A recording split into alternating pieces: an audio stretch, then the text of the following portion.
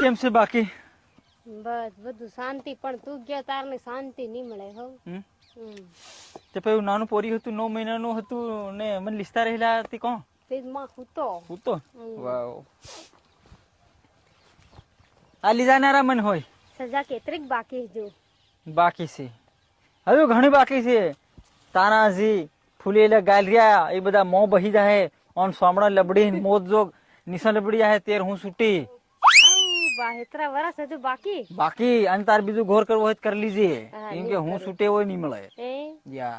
કેમ કે જેલમાં હતી પાછું બીજું બૈરું માથે પડી મારે. એવું છે.